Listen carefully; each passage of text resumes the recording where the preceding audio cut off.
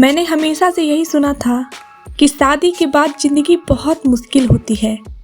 अक्सर लोगों का यही कहना होता है कि शादी के बाद बेटियां पराई हो जाती हैं और जब बेटी बहू बनकर ससुराल जाती है तो ससुराल में बहू को बेटी जैसा प्यार नहीं मिलता। लेकिन इस मामले में मैं खुद को बहुत खुशकिस्मत समझती थी कि मुझे इतना अच्छा ससुराल मिला है। मेरे ससुराल में सिर्फ 3 ही लोग थे, मेरे ससुर, ननद और मेरे पति, और सभी बहुत अच्छे थे। मेरे ससुर का मिजाज बहुत ही सादा था। वह अक्सर कम ही बात करते थे और जब भी बोलते तो बहुत धीमी आवाज़ में बोलते थे और हमेशा अपनी नज़रें नीचा रखा करते थे। मैंने कभी अपने ससुर को ऊंची आवाज़ में बोलते हुए नहीं सुना था। आज भी खाना बनाकर मैं रसोई से जल्दी फ्री हो गई थी और अपने पति के घर आने का इंतज़ार कर रही थी और तभी अचानक से बहुत तेज़ बारिश शुरू हो गई। मुझे अपने पति की फिक्र होने लगी थी कि वह कैसे बारिश में घर आएंगे। सावन का महीना था और आज दोपहर से ही तेज़ बारिश हो रही थी। इतनी बारिश हो रही थी कि रुकने का नाम ही नहीं ले रही थी। मुझे बादलों की गरज और बिजली के चमकने से हमेशा से बहुत डर लगता था। जब से मेरी शादी हुई उसके बाद से यह मेरी पहली बारिश थी और मैं हमेशा ही सोचती थी कि शादी के बाद पहली बारिश में अपने पति के साथ एंजॉय करूंगी। लेकिन शाम होते ही मेरे पति ने फ़ोन किया कि मौसम बहुत ज़्यादा ख़राब है और बारिश की वजह से जगह जगह पानी भर गया है, इसलिए वह आज घर नहीं आएंगे और अपने ऑफिस में ही रुकेंगे। जब बारिश रुक जाएगी तो तभी घर आएंगे। मैं यह सुनकर बहुत घबरा गई थी और मैं जल्दी से जाकर यह बात अपने ससुर को बता दी कि आज नीतीश घर नहीं आएंगे। मेरे ससुर ने कहा कि बहू तुम फिक्र मत करो, तुम जाकर अपने कमरे में सो जाओ, इसमें कोई टेंशन की बात नहीं है। अक्सर बारिश के मौसम में नीतीश ऑफिस में ही रुक जाता है। मैं ससुर को बताने के बाद अपने कमरे में वापस आ गई। लेकिन यह रात इतनी भयानक थी कि वक्त गुजर ही नहीं रही थी।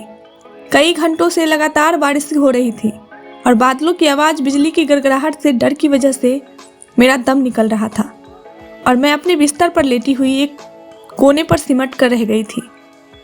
मेरे कमरे की खिड़की से चमकती हुई बिजली साफ नजर आ रही थी और अब मैं अकेली अपने कमरे में और नहीं रुक सकती थी। मैंने सोचा कि क्यों न मैं अपनी ननद आरती के साथ उसके कमरे में सो जाऊं। मैं डरते डरते बड़ी मुश्किल से अपनी ननद के कमरे में जाने लगी। मेरा डर से बुरा हाल था। मेरी ननद का कमरा ग्राउंड फ्लोर पर था, मेरे ससुर के कमरे के बराबर में, और मेरा कमरा फर्स्ट फ्लोर पर था और इसी वजह से मुझे अंधेरा में नीचे जाते हुए डर लग रहा था क्योंकि मैं ऊपर फ्लोर पर बिल्कुल अकेली थी और बारिश की वजह से लाइट भी नहीं आ रही थी। मैं धीरे धीरे सीढ़ियों से नीचे उतरी और अपनी ननद के कमरे के दरवाजे पर पहुंची। दरवाज़ा शायद अंदर से बंद नहीं था, इसलिए मैंने जैसे ही दरवाज़ा खोला जैसे तो मुझे कमरे में हल्की हल्की रोशनी नज़र आई। मैं बेधड़क होकर कमरे में चली गई और मेरे सामने जो मंजर था उसे देखकर तो मेरे होश उड़ गए थे। मुझे लगा कि शायद मुझे कोई गलत फहमी हो गई है, लेकिन जो मैंने आंखों से देखा वह कैसे गलत हो सकता है। आरती सिसकियां ले रही थी, रो रही थी और उसकी सिसकियां मुझे सुनाई दे रही थी और वह किसी तरफ मेरे ससुर से अपने आप को बचाना चाहती थी। मैं यह सब देखकर सहम गई कि कोई पिता अपनी बेटी के साथ इस तरह गलत कैसे कर सकता है। इस वक्त मुझे मेरा ससुर एक वहशी दरिंदे की तरह लग रहा था जो मेरी ननद पर जुल्म कर रहा था। मेरी सास को गुजरे हुए बहुत जमाना हो गया था और पता नहीं आरती के ऊपर यह अत्याचार कब से हो रहा था। आज मुझे समझ आया कि आरती का मिजाज ऐसा क्यों था। उसके गुमसुम रहने की वजह मुझे आज पता चल गई थी। मैं जान चुकी थी कि उसकी खोई हुई आंखों का इलाज क्या है। मेरा नाम शिखा है और आज से 4 महीने पहले इस घर में मेरी शादी हुई थी। नीतीश ने मुझे एक शादी में देखा था और उसने वहीं पर मुझे पसंद कर लिया था। इसके बाद उसने मेरे लिए रिश्ता भेजा और मेरे घर वालों ने नीतीश के बारे में जांच पड़ताल की और उन्हें पता चला कि लड़के का परिवार बहुत छोटा है और लड़के का अपना कारोबार है और पौष इलाके में खुद का घर है। तो उन्होंने इसलिए शादी के लिए हाँ कर दी और हमारा रिश्ता तय हो गया। रिश्ता तय होने के बाद अक्सर हम एक दूसरे से फ़ोन पर बातें करते और एक दूसरे को समझने की कोशिश करते क्योंकि आने वाली ज़िंदगी हम दोनों को एक दूसरे के साथ ही तो गुजारनी थी। 1 महीने के अंदर ही हम दोनों की शादी हो गई। और शादी से पहले ही मैंने लोगों के मुंह से सुना रखा था कि जब घर में ननद होती है तो रिश्ते निभाने में बहुत मुश्किल होती है, क्योंकि वह अपने बाप और भाई की लाडली होती है। और मैं भी यही सोचकर अपने ससुराल आई थी कि आरती की वजह से मुझे कुछ परेशानी का सामना करना पड़ेगा। लेकिन आरती दूसरी नंदों की तरह बिल्कुल भी नहीं थी। उसका परखराव बहुत सादा था। वह हमेशा खामोश रहती थी और अपने काम से काम रखती थी और ज़्यादातर अपने कमरे में ही बंद पड़ी रहती थी। मैं जब भी उसे ज़बरदस्ती कमरे से बाहर लाती तो वह काम में आधा हाथ बता देती थी, अपने कमरे में फ़ौरन ही चली जाती थी। कभी कभार तो मुझे उसे खाने के लिए भी बार बार बुलाने जाना पड़ता था और वह खाना खाते ही अपने कमरे में ऐसे भागती थी जैसे उसके कमरे में कोई राज छुपा हो।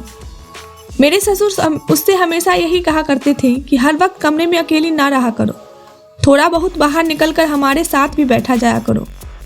लेकिन आरती उनकी बातों का कोई जवाब नहीं देती थी और जब मैं उससे ज़्यादा कहती तो वह बात यह कहकर ख़त्म कर देती थी कि उसे पढ़ाई करनी है, तो मैं भी कुछ भी न कर सकती थी। जब शाम को नीतीश ऑफिस से घर आते तो मैं उनसे यही कहती कि अपनी बहन आरती तो खामोश रहती है, तो इस पर वह मुझसे कहते कि वह हमेशा से ऐसी नहीं थी। माँ के जाने के बाद वह अकेली हो गई है और हालात ने उसे ऐसा बना दिया। जब माँ जिंदा थी तो वह सबके साथ अच्छे से घुल मिल कर रहा करती थी, लेकिन अब वह बिल्कुल बदल गई है और बेहतर यही है कि तुम भी उसे कुछ ज़्यादा ना कहा करो। पिताजी उसका बहुत अच्छे से ख्याल रखते हैं, थोड़े वक्त में वह खुद ही संभल जाएगी। मैंने भी अब आरती से बात करना छोड़ दिया कि अच्छा है कि वह घर के किसी मामले में नहीं पड़ती और मुझे उसकी तरफ से किसी भी तरह की कोई परेशानी नहीं है। वरना मेरी दोस्तों ने तो मुझे आज तक यही बताया था, ननद अपनी भाभी का जीना दुश्वार कर देती है, उन्हें चैन से जीने नहीं देती। वह दूसरे घर से आकर कैसे हमारे घर में राज करे। और मैं शादी करके इस घर में यही सोच कर आई थी कि आरती मेरा जीना दुश्वार कर देगी, क्योंकि मेरे ससुर उससे बहुत प्यार करते हैं, उसकी हर छोटी बड़ी ज़रूरत का ध्यान रखते हैं। अगर वह खाना खाने नहीं आती तो मेरे ससुर खाना लेकर उसके कमरे में ही जाते थे और अपने हाथ से उसे खाना खिलाते। वह ज़्यादातर उसके कमरे में ही रहते थे, लेकिन आरती का रवैया उनके साथ बिल्कुल ही अलग था। वह हमेशा उनसे गुस्से में ही बात करती थी। अगर मेरे ससुर उसके लिए कोई चीज़ लेकर आते तो उसका रवैया उनके साथ ऐसा ही होता था कि जैसे वह उसके लिए कोई मायने ही नहीं है। मुझे हमेशा से उसका रवैया बहुत अजीब सा लगता था, क्योंकि माँ के गुजरने के बाद तो बच्चों को पिता से दुगनी मोहब्बत हो जाती है, लेकिन वह तो अपने पिता से बहुत दूर भागती थी। मेरे ससुर जितना उसका ख्याल रखते उतना ही मेरा भी ध्यान रखते थे। मुझे अपने ससुराल में किसी भी तरह की कोई परेशानी नहीं थी और मेरी शादीशुदा जिंदगी बहुत अच्छी गुजर रही थी, तो मैं आरती के रवैये के बारे में ज़्यादा सोचती भी नहीं थी।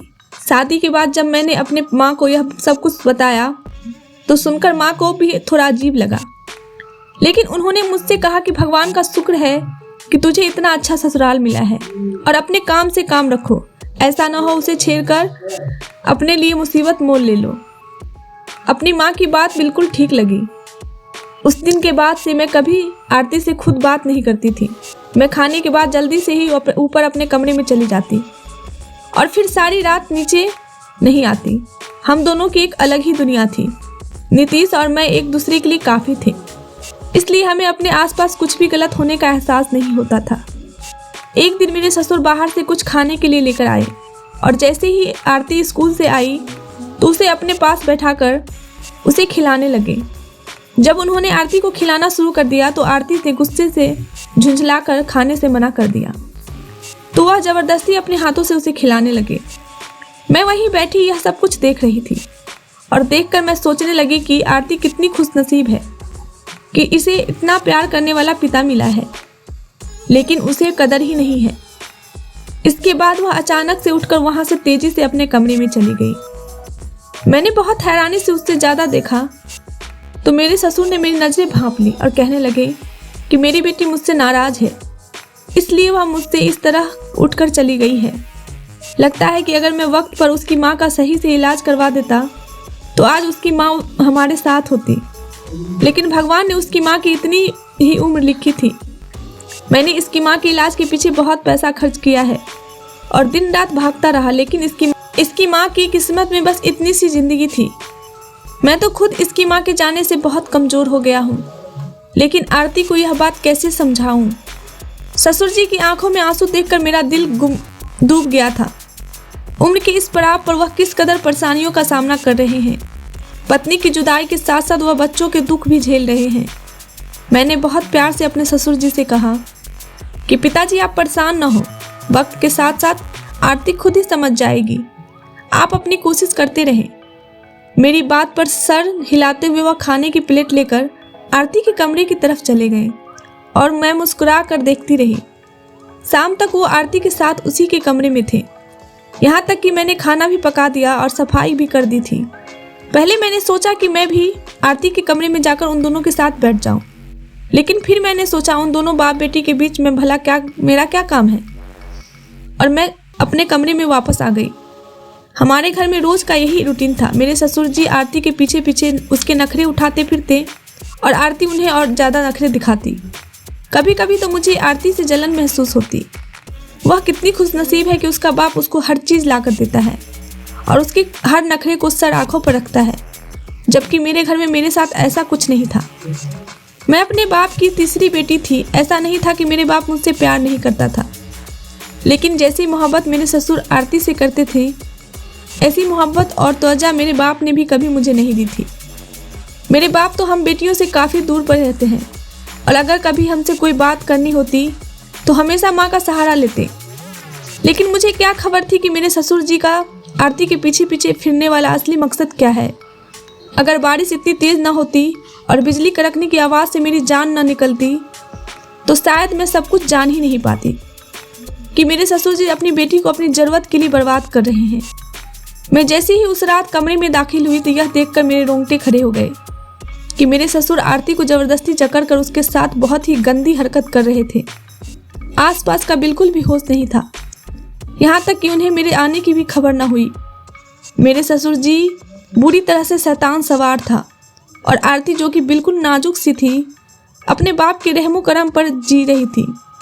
उसकी सिसकियों से पूरा कमरा गूंज रहा था। वह अपने आप को छुड़ाने की कोशिश भी कर रही थी। उसके अंदर इतनी ताकत हिम्मत न थी कि जो मेरे ससुर जी को हटा सके। ना जाने वह कब से यह सब सह रही थी। उसका चुपचाप रहना, उनके बाप से चेतना, खुद को कमरे में बंद रखना, उसकी हर एक आदत के पीछे जो वजह छुपी हुई थी, मुझे आज वह समझ आ रही थी। जैसे ही मेरे ससुर जी को वह मेरी होने वाली एहसास हुआ, वह आरती को छोड़कर पलटे और मुझे खड़ा देखकर शॉक्ड रह गए। शायद उनके दिमाग में भी यही बात नहीं होगी कि रात के इस टाइम में यहाँ पर क्या कर सकती हूँ। उनको लगा होगा कि मैं अपने कमरे में होंगी। मुझे देखकर उनके चेहरे का रंग बदल गया और वह घबरा गए। हल्काते हुए मुझसे पूछने लगे कि बहू तुम यहाँ क्या कर रही हो, तुमको क्या चाहिए।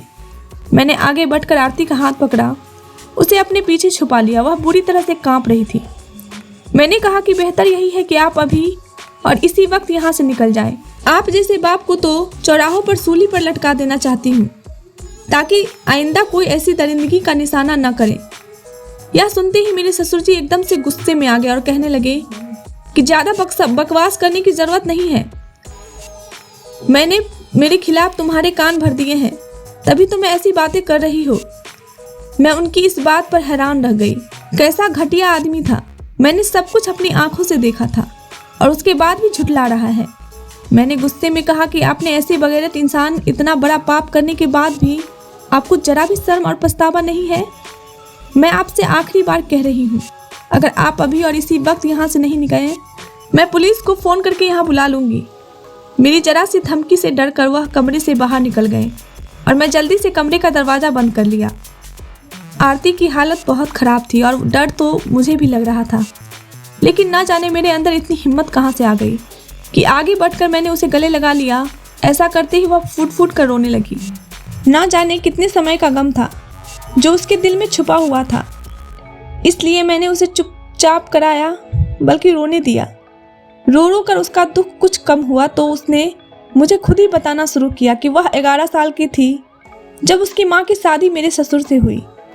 आरती की यह बात सुनकर मुझे बड़ी हैरत हुई और मैंने उससे बीच में रोकते हुए पूछा कि क्या तुम मेरे ससुर की सगी बेटी नहीं हो, जिस पर आरती ने नहीं में सर हिला दिया और कहने लगी कि मेरे सगे बाप ने तो मेरी माँ को कुछ ही सालों के अंदर तलाक दे दी थी और आरती को भी उसकी माँ के हवाले कर दिया था, जबकि माँ आरती को नहीं लेना चाहती थी। आरती ने बताया कि इसकी माँ का यह मानना था कि आरती की मौजूदगी में दूसरी शादी नहीं कर सकती और उसे आरती के खातिर सारी ज़िंदगी अपने बाप को एक बूढ़ी औरत बनाकर रखना होगा, जिसकी ना कोई उमंगे होगी और ना उसका कोई सहारा होगा।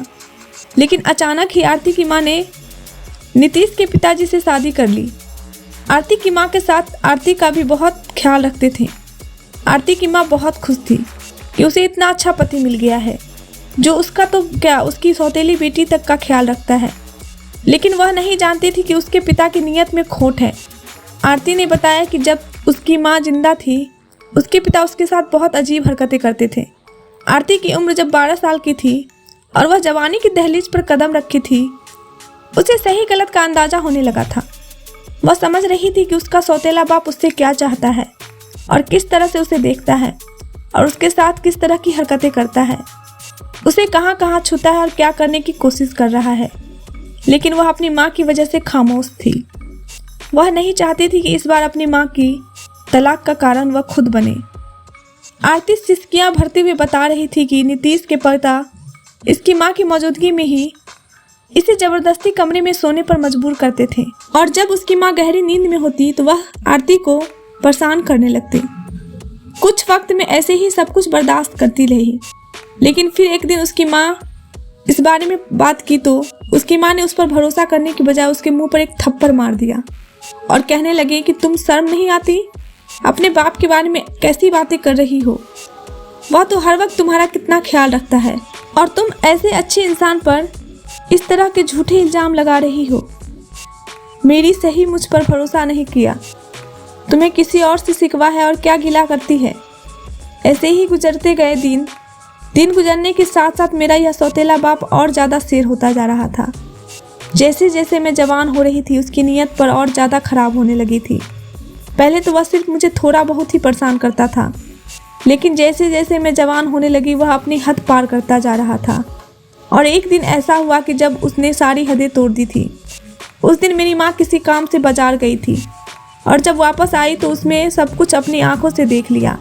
उसके बाद वही हुआ जिसका मुझे डर था। मेरी सगी माँ मुझे ही इस बात का दोष देने लगी कि मैंने उसके पति को बहका दिया है और अपनी जवानी और अदाओं से अपने सौतेले बाप पर ही डोरे डाल दिए हैं।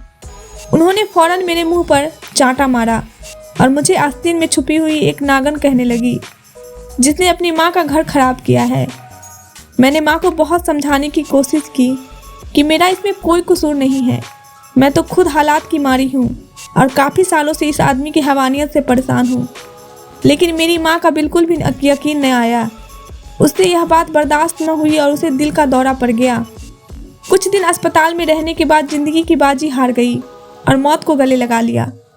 लेकिन जाने से पहले उसे इस बात का एहसास हो गया था कि कसूरवार मैं नहीं बल्कि उसका खुद का पति है। मेरी माँ ने मरने से पहले मुझे से माफ़ी मांगी, लेकिन मुझे इस माफ़ी की अब कोई ज़रूरत नहीं थी।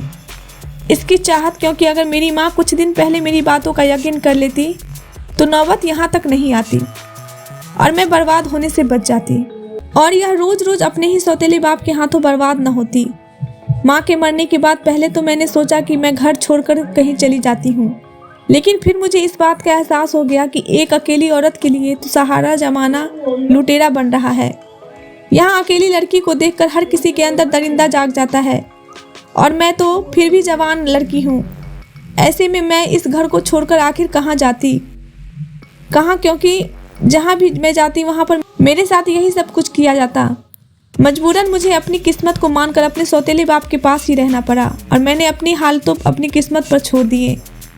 मैंने कभी यह बात अपने सौतेले भाई नीतीश को नहीं बताई, क्योंकि मुझे डर था कि अगर नीतीश भाई ने मेरी बात का भरोसा नहीं किया तो उसके बाद तो मैं कहीं की नहीं रहूँगी। मेरी माँ की मौत को आज 6 साल होने वाले हैं। इन गुजरे हुए 6 सालों में हर दिन मेरा सौतेला बाप ने मेरे साथ ऐसा किया। मैंने आरती के हाथों को अपने हाथों में दबाया और उससे यकीन दिलाया कि आज के बाद तुम्हारे साथ ऐसा कुछ नहीं होगा। मैं मरते दम तक तुम्हारा साथ हूँ और तुम्हारे साथ कुछ भी गलत नहीं होने दूंगी। मैंने उससे कहा कि अगर तुम पहले ही यह सब कुछ मुझे बता देती तो मैं तुम्हारी मदद ज़रूर करती। जिस पर तीनों हंसी और कहने लगी, मैं तो वह हूँ जिस पर उसकी माँ ने भरोसा नहीं किया। तुम्हें यह कैसे सोच लेती कि कोई और मेरे पर भरोसा करेगा। आरती की हंसी में जो दर्द था वह मेरे दिल को छलनी कर रही थी। बारिश अभी तक थमने का नाम नहीं ले रही थी और सुबह की पहली किरण भी अब निकलने वाली थी। आखिरकार कुछ ही देर में बारिश का जोर टूटा और धीरे धीरे दिन निकलने लगे। मैंने वह रात आरती के साथ उसके कमरे में ही अंदर गुजारी थी। सुबह के बाद जैसे ही नीतीश घर आए तो मैंने हिम्मत करके उनके सामने सारी सच्चाई रख दी। नीतीश को बात को कबूल करना बहुत मुश्किल जरूर था, लेकिन नामुमकिन नहीं था। वह भी आरती के रवैये को बचपन से महसूस कर रहे थे, लेकिन उन्हें इस बात का बिल्कुल भी मानना नहीं था कि इसके पीछे उसके खुद के बाप का इतना बुरा सलूक होगा। नीतीश गुस्से में अपने बाप के कमरे में गए। वह बिस्तर पर लेटे थे। नीतीश ने उन्हें आवाज़ दी, लेकिन उनके जैसे में कोई भी हरकत ना हुई। नीतीश ने आगे बढ़कर उन्हें हिलाया तो उनकी गर्दन एक तरफ को लुढ़क गई। नीतीश ने फौरन ही डॉक्टर को बुलाया तो पता चला कि नीतीश के पिता का देहांत हो चुका है। नीतीश के पिता जान गए थे कि अब उनका सच्चाई बेटे के सामने आने वाला है और वह इतनी गंदी हरकत करने के बाद अपने बेटे का सामना करने को तैयार नहीं थे और शायद इसी बात को बर्दाश्त न कर सके और उन्हें दिल का दौरा पड़ गया, जिस वजह से उनकी मौत हो गई। उनकी मौत ने आरती को हर दिन मरने से तो बचा लिया था, लेकिन उन दिनों और सालों क्या जो उसने उस बदतमीज और बेहया आदमी की दरिंदगी बर्दाश्त करते हुए गुजारी थी। दोस्तों, तलाक दूं या बीवी के दरमियान होती है, लेकिन उनके बच्चे सारी ज़िंदगी के लिए बर्बाद होकर रह जाते हैं। हमारे समाज में ना जाने कितनी लड़कियां आरती जैसी हैं जो अपने सौतेले बाप के जुल्मों की सितम का शिकार हैं। पति पत्नी को एक दूसरे को छोड़ने से पहले अपने मासूम बच्चों पर नज़र डालनी चाहिए और सोचना चाहिए कि अगर हमने डाइवोर्स ली तो इन बच्चों का क्या होगा। आखिर अपनी लड़ाई झगड़ों का बोझ हम अपने बच्चों पर क्यों डालें, ताकि कोई बच्ची किसी दूसरे के हाथों का खिलौना ना बन सके। और अगर कोई अपने आसपास किसी ऐसे आदमी से कोई भी उल्टा सीधा रवैया देखे तो उसे नज़रअंदाज ना करें, बल्कि उसके पीछे की सच्चाई को जानने की कोशिश करें। हो सकता है कि आपकी इस कोशिश से किसी मासूम की ज़िंदगी बच जाए। दोस्तों, उम्मीद करती हूँ आपको हमारी कहानी पसंद आई होगी। कहानी पसंद आई है तो वीडियो को लाइक करें, चैनल पर नए हैं तो चैनल को सब्सक्राइब करें और हाँ, नोटिफिकेशन बेल को जरूर दबाएं ताकि अगली अपडेट सबसे पहले आपको मिले। धन्यवाद दोस्तों।